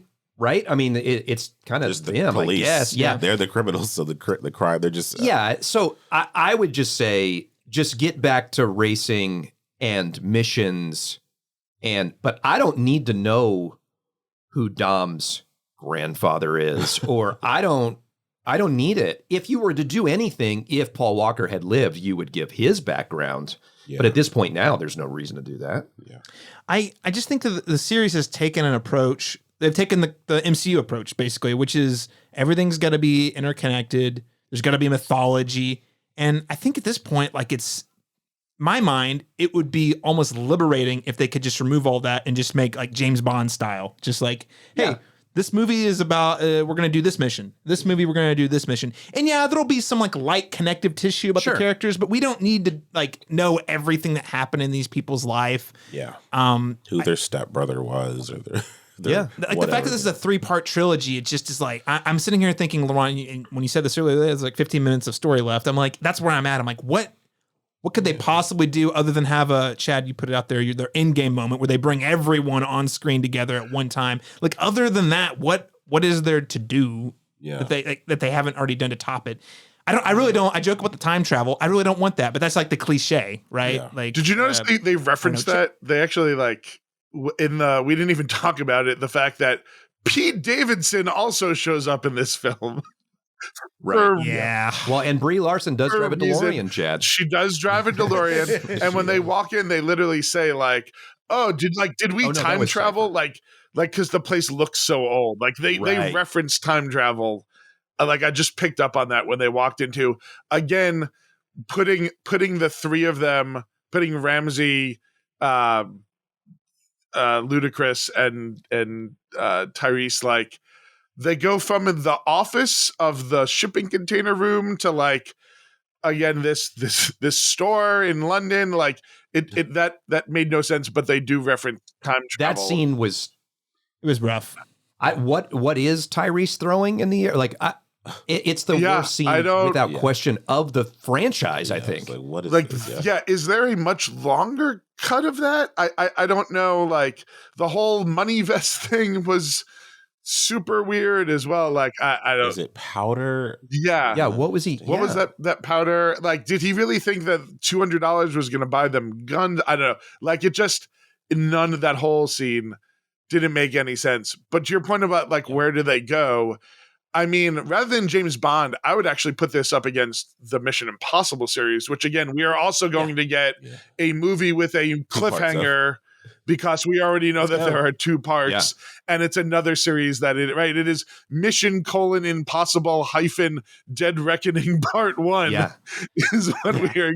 And I'm all in. I'm all in on that. But that seems to be of like, no one's asking like, well, we need more backstory about, Tom Cruise or Ving Rhames. Like, like that seems to be where we should be going, and where you could potentially like swap in and out characters, bring in the next generation. Like that's the only place to me left to go. Yeah, pass the torch. Right. Because that's the other thing. They're all getting, I mean, they're not old. They're not old. I want to be clear. But they are getting older. And again, I mean, Dom's kid is what, 8 in this probably? 5? I don't know, somewhere in there. 8 or 5? Yeah, something like that. Somewhere in there. I don't know. I don't know. I don't know. Tell me. But either way, I'm saying he's already aged several years since the last one. Right. He's going to be a teenager in the next one. I mean, I guess the next one's technically a direct follow-up, but like... What is he, Groot? He's just growing up that quick? Yeah, right. I think that's a good... I do like the Mission Impossible approach, because the thing I think that you say differentiate it is no one's really invested in the characters. You're invested in them enough that you understand the mission at hand. The mission at hand and why they care, and that you care that they care. Right. But otherwise, it's straightforward. Yeah. Laron, I mean, what are your thoughts on this? Yeah, I just don't think there's anything left to do thematically with this. You know what I mean? Like in terms of the family part, like that aspect of it just seems like it's been, done to death. So really, it needs to be something more simplistic. Like they need to leave this world behind and then have an insular conflict for the last ones. But this is not going to happen, because that's not why people come to these movies. They come to see it all. They come to see the spectacle and the ridiculousness of it all. So while I think that would be a nice like bookend for all of this, I think we're going to get more, spectacle toward the next ones. And in this day and age, I don't know where the series goes, but in this day and age of we don't really know what's going to make money or not, they're not going to stop making these. No. Vin Diesel does not have a career outside of this. No, he's for real this time. They're making another one of those Pitch Black movies. Yeah, right. Oh yeah. I mean, I like this. Okay, great. So, I mean, no. If we're really being real, yeah, we love everybody in this movie, but no one really has a. I mean, Brie Larson, whatever. Charlize Theron, whatever. But the main ingredients of these movies don't have a career. The core Fast Five crew, I would say, because like that's the thing, to keep upping the ante, they have to keep paying all these actors who do have careers to come in and like elevate the movie. Gal Gadot doesn't have a career. I'm not saying I don't like these people. I'm just saying they don't. Tyrese isn't putting out any more hits. Ludacris, they don't have careers outside of this. They're going to keep making these, and they should. I'm not trying to get in their pockets. Do what you got to do. But they should keep doing it. But nothing's going to stop this. Mm-hmm. So this is actually the first of a 5-part. Sure. I don't know. Even if they go, that's it, and then 10 years They'll later, do prequels or something. Yeah, that's they'll what I'm do saying. something. Just Spin-offs, like we don't without Vin Diesel. Again, there's so many things that they have dropped over the years. Because Vin will EP all of them. He insists that he'll make money off of it. Yeah, exactly. Again, like they could give us that Cardi B spin-off film, right? Like I'd watch it. Yeah, we'd all watch that. Put We could get Beyonce I just want Laron. We could get the Shaw. Like, give me the Jason Statham transporter in the Fast and Furious, right? Like we could do that. You could easily have a Shaw movie with all 3 of the Shaw Queenie, Luke, Lucas, and Jason Statham, whatever. And then you could very easily have a Hobbs spinoff without any other characters. Yeah. It's just him as a bounty hunter, him as a cop. You could very easily do that. And Vin puts his name on all of them, so he keeps making money. Yeah. And it's easy. Yeah, you can end this core franchise, like tighten up with a bow. The family's leaving the business behind, but not really. They go their separate ways. They're still interconnected, but if we need to continue on with the franchise, then we get insular missions with each of these people in their own respective spinoffs, which might be fun, like, because then you trim the fat and it's just like, hey, remember we did all this stuff, so we have this much intel and we know how to do this, but the missions are no longer about the core of us all doing things together. Well, and they can focus on the stuff that works the best because, you know, as you noted, I really think the Tyrese Ludacris stuff has not been great for a couple of movies now. Mm-hmm. And so, like, just, don't make Come on, you didn't like them in space together? Like that? No. Well, I laughed. I did like No, it's that, terrible. That was the one part I did kind of like. That was the, oh God. Who Lucas Black? No, the one that sacrificed himself in this John one. Cena. Tell me his name. John Cena. That was the John Cena moment of 9 for me, where I cackled when they were in space. Yeah. His self-sacrifice was ludicrous and Tyrese in space. Speaking of that, just to kind of wrap up the Paul Walker thought of it, I said this on the F9 pod, I'll say it again. The franchise lost its soul when Paul Walker died because the reason the Ludacris and Roman stuff, Tyrese stuff doesn't work is because they don't have Brian O'Connor. He was really the glue that tied this whole thing together. And if you think about it, he's the one that brought Roman in. He's sort of the one that brought Ludacris in, I guess. Yep. Yeah. So when he's gone, you lose what brought those together. And the thing about like the reason Roman's character worked was because Paul Walker was, kind of the vanilla character. I mean, I like him. He's got charisma, but he wasn't, there was nothing real special. The straight man. The straight man. Yeah. You lose him, so they have to play him off of Ludacris. It doesn't work. Yeah. And so when he died, if we were just saying perfectly, how could they have wrapped this up? If it ended with F7, it would have been perfect. I actually think that was the time. Now, money, I get it. They're going to keep going. But that's really when the franchise lost, was when Paul Walker died. I think you're right. Because if I'm thinking about it, 8 through, even as much as I still think 9 is enjoyable, 8 through 10 are kind of non-essential and convoluted and a lot of plot issues. I mean, you lose the Mia storyline. Yeah. You lose. I mean, and I know that's Dom's brother, but you lose a lot of the characters' connectivity to the other characters when you eliminate Brian O'Connor. Yeah. Right. Yeah. And again, we said, all of us said, we're going to keep seeing these things on day one. Yeah. So I want to make it clear that we like them, but I hear what you're saying. I think you can headcanon a nice ending at 7, or say this is the end of the peak chapter of the series, and then everything after that is just kind of gravy. Yeah. Yeah, and I do wonder, like, was Paul Walker really the last person that could have an honest conversation with Vin Diesel to keep him in that again, the behind the scenes? It's the gift and the curse. It's the gift and the curse, because now Vin, as horrible as it sounds, eliminating Paul Walker as the part of the duo, Vin does whatever he wants. Mm-hmm. And you're right. I think Paul Walker would be the guy going, hey, calm down. We're not going to change this part. That's too silly. Right. Yeah. But that doesn't happen because now Vin controls it all. And so he can do whatever he wants. Well, and to reiterate too, I mean, him burning the bridge with Justin Lin in my mind, is a pretty strong statement. Because Justin Lin really, he's been committed to this for a while. Him and Vin Diesel, because even Vin Diesel coming back at the end of Tokyo Drift, like that happening was sort of the spark that really brought this franchise back to the forefront. And we lost Paul Walker with 7, and now we're losing Justin Lin, who I think is another really key component. It's just, I'm not saying the future ones are going to be bad, but I think the things that I liked most about it, they're are going to be missing from the rest of this, for sure. Well, let's wrap up, shall we? So much to talk about. Hey, let's rank the movies, just for fun. New ranking, power ranking. Laron's got them written down. I wrote mine down during this, Okay. 5's at number 1 for me, then 7, then 6, then 1, then 9, then 10, then 3, then Fast and Furious, I guess 4, then 2 Fast, 2 Furious, then Fast 8. Wow. That's my exact ranking. I was waiting for it to deviate so I could jump in or reiterate, but I was like, that is my exact ranking, actually. Yeah.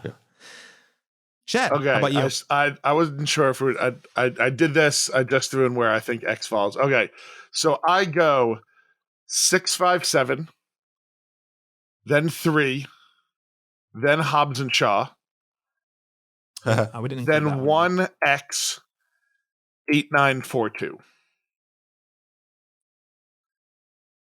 Okay. Okay. Wow. He's got 8 over 9. Okay. Yeah, 4 and 2 are pretty. I've got 8 over. Yeah, I've got 8 over 9. Having rewatched them back to back, 9 has a lot of issues. Sure. 9 just Sure. and I just. I haven't rewatched it. So. I did, and it does have issues. I think again, I think it was just the Justin Lin comeback was what, and the action in that. I think the 9 for me is the fake out of the we don't have a really good it's his brother, but then we find this out, and then they switch sides, and that guy Otto just doesn't make any sense. Yeah. At least 8 has Cypher and Charlize consistently doing what she does throughout. So that's it for me. But yeah, I put X above all of those. I think 1 still has a special place. Did you catch I really appreciated the throwback to 1 where we get that interior of the engine and the flames and the NAS. I like that callback in this one. That was pretty cool. Yeah, one thing we didn't note about the cinematography, I loved the it was 2-3 different times where you would start with one driver. That was very cool. That was really neat. And they did it a couple times, and every time I did it, I was like, that's one of the few unique visual things. I was like, for as many of these as you've seen, I don't think I've seen it done this way before, and it really worked for me. Mm-hmm. Yeah. Jason? Okay, so I'm going to do my rankings a little bit differently. I think 7 is the best in 5. And then I'm just going to say in a tier of the ones that are good to me.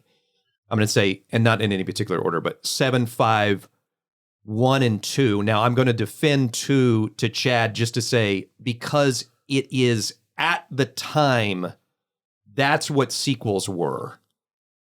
Meaning we had a pretty big hit.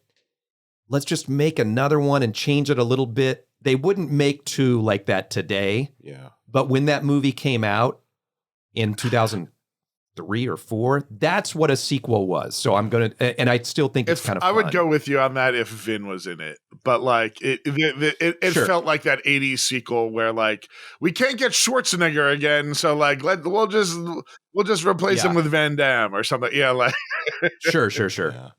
And that's the one that gets the comedy the best, I think, of all of them. So I said it's a buddy cop movie without being cops. It's not a good action movie at all, but it's a good. The comedic bits of. And that's what I mean. It's at the time. It's a black guy. It's a white guy. It was John Singleton directed it, Boys in the Hood director. So it's funny, and we're kind of a fish out of water. We've got this caper, and we're gonna end it up. I put in enjoyable, but in neutral, I put 10. And 6, and then the bad movies I think are 4, 9, 10, and 3. Oh, you put this in the bad ones. 3 hurts. Wow. No. I'm sorry, I said that wrong. In neutral, I want 6 and 10. In bad movies, I want 9, 8, 3, and 4. Okay, 3 still. The reason I have 3 is because it was also at the time. So I'm kind of going against my own argument. At the time it was, hey, we have this IP. We don't really know what to do with it. It's a last gasp of what if we just had all new characters and put it in a different location, and maybe it goes straight to DVD, and maybe we just put it in the theater. And that's to me when it was they had no idea what to do with this. So they threw it out. And then Vin, the only reason they got a 4 was because Vin is at the end of it. If Vin's not in it, the franchise ends at 3. It's over. And it was actually supposed to be straight to DVD at the time. And when they got Vin, they're like, oh, we got to put it out on the big screen. But it's interesting. You've made me appreciate 3 a little bit more just because it is shot probably the best of all of these. I just think that, 2 deviated, with no Vin. So we had this weird tangent over here that felt connected but not quite the same as the original, and then 3 went even further on a tangent of its own with none of the characters until the little button at the end. And so it feels like the most Halloween 3 of the franchise, you know what I mean, where it's loosely connected but not really until we force it to be connected into the other ones. So it's fine on its own, but in the context of the larger story, it feels like the least it's the Cloverfield paradox of the Fast and Furious franchise. Yeah, that's I mean, I think it's been retconned in to have a better place. I I agree with you on the like.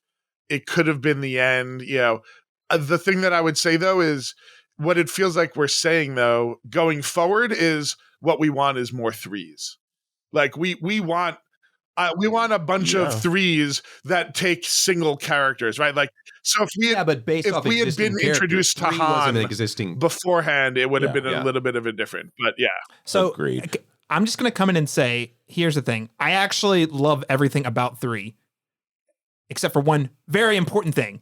I freaking hate Lucas Black in that character. I hate it. It actually, like, if Han was the main character, 3, I would probably rank in that. I think you're right. I would be much higher on my ranking. I really don't like that character. No offense to the actor. I'm sure he's great. He's fine. It's just he's wonderful. I don't like that. I don't care about that story. I don't like that character. Every time he shows back up in a later movie, I'm like, we got Han. He's the best part. Let it go. By the way, Bow Wow. Yeah. Yes. He showed up. He was in 9. Last thought, he was in 9 as well. He was in 9. He was in 9. That's right. My last thought I'll give you is now just watch the driving. Han's the best driver. Oh yeah, he is. No doubt. Yeah. He's better than Dom. If you watch the as if I know what I'm talking about. If you watch technically the driving, I think Han's the best driver. Yeah. Great note to end on, ladies and gentlemen. Those are our thoughts on Fast X. I actually have more notes, but we're just going to bypass it. This movie's silly. One fun thing, not saying you should do this, whenever you can, rewatch the stinger from F9 and then watch where they put it in Fast X. Han has a different haircut. They Back to the Future. Yes. Yeah. It's the same shot, but like he tucks his hair back. But in the last movie, he had short hair. Anyway. Yep. Fun note. Yep.